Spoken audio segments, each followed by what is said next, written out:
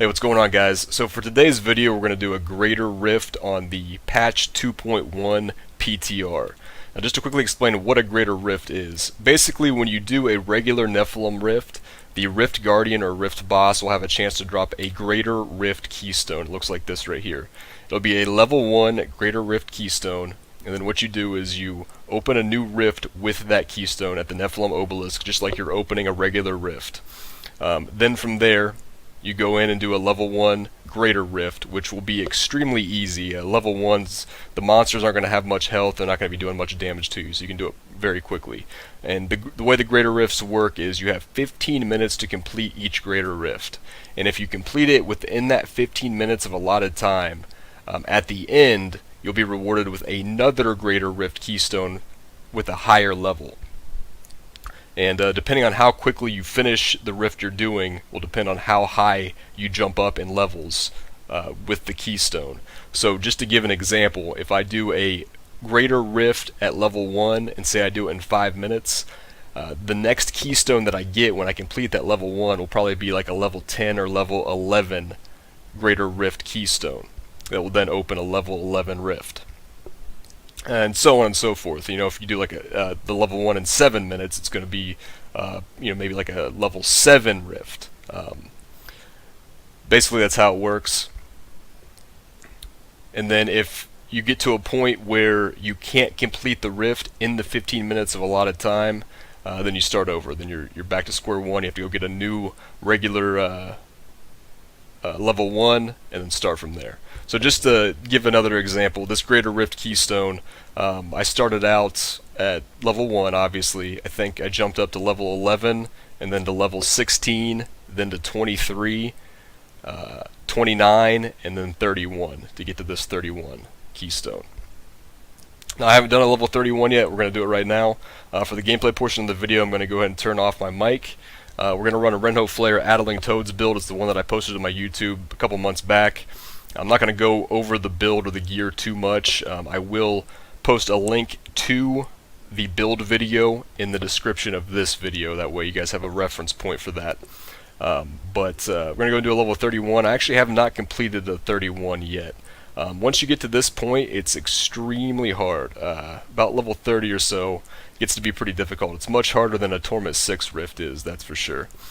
A couple other things. If you die in a greater rift, you start at the most recent checkpoint. You cannot revive at your body, at your corpse. And then another thing too is, for the most part, items are not supposed to drop except for off the Rift Guardian. This is so that you have you can completely focus on just doing the rift as quickly as possible to get onto the leaderboards, which I'll talk about after the rift. You will see items drop here and there. I don't know if that's intended to be like that at all or not. I've seen a couple legendaries even drop in greater rifts while I was running it, but most of the items drop off the Rift Guardian. I've seen even up to 4 legendaries drop off a Rift Guardian in a greater rift, which is pretty cool to see at once. Anyways, guys, I'm going to go ahead and turn my mic off for this, and hope you enjoy.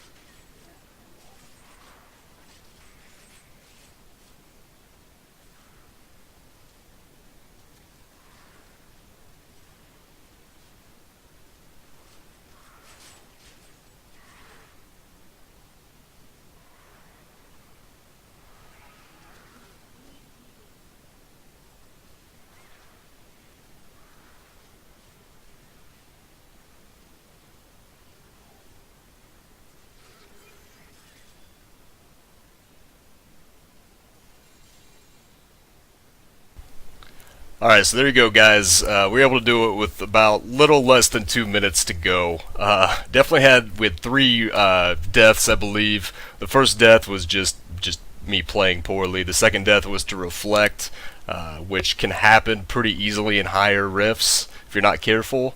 And then the third one was to a kamikaze dude, which I could have definitely avoided it, but I couldn't really see him. I didn't realize he was in there. But we're able to do it, and let's go ahead and see where we placed on the leaderboard. So basically, after you do one of these, while you're in game, you can click on your profile and go to view leaderboards, and then from there, whatever you were just doing, so Solo Witch Doctor, public test, so you can see the entire everybody in the public test that's done any solo rifts, greater rifts. You can also check it by clan and friends if you'd like. And then we can go down and check it out and see exactly where we ranked. So let's see.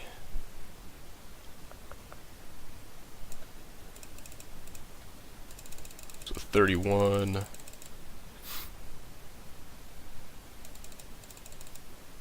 So 82. So 82 at the moment, and I've got a level 32 greater rift key, which if I can even complete it, will bump us up to at least, looks like 58 or so. Potentially higher depending on how fast we could clear it, but yeah, man, there you go. It's pretty cool. I think that Blizzard has a pretty good framework for what they're trying to do here.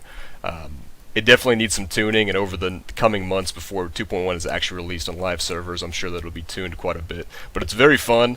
It's challenging. I mean, you have to be careful. You will die very quickly, and I'm running double Unity right now, and that's still. It's much harder than Torment 6 by far. Just real quick, I'll go ahead and show you the gear and the spec. So Renho Flare, running illusory boots. We've got the new depth diggers. Resource generators and signature spells deal 94% additional damage. These are pretty cool. I plan on making a few videos with these. Eucopian Serpent, Tall Man's Finger, Witching Hour. There's hardly any clickables in Greater Rifts, so Harrington Wasteguard is not very good in the Greater Rifts. Unity, Tasker and Theos, Augilds, Shoulders, Chest, and Bracers. Just a pretty standard Golden Gorget of Leoric, Mask of Jerem. And as far as the build goes, I actually have to get out of here before I can even show the build. Let me go ahead and grab these legendaries. Pour it out. And again, you saw all the loot dropped off of the Rift Guardian there at the end. And here's the spec. Addling Toads for the CC, Gargantuan Wrathful Protector, Big Bad Voodoo Slam Dance, Piranha's Paranado, Spirit Walk Jaunt, Summon Zombie Dog's Burning Dogs with that Tall Man's Finger, Pierce the Veil, Fetish Sycophants, Grave Injustice, and Midnight Feast. With the change to the pets and how their hitboxes work and things like that, they don't block each other near as much. It seems like Gargantuan attacks a lot more now and actually does its job, which is nice. So it seems stacking Gargantuan damage and cooldown reduction is even better than it was before, and it was already good on live servers. So anyways, guys, there you go. Hope you enjoyed it. I know this video is a little bit longer than my normal ones, but I wanted to showcase that. So there you go. I'll see you next time.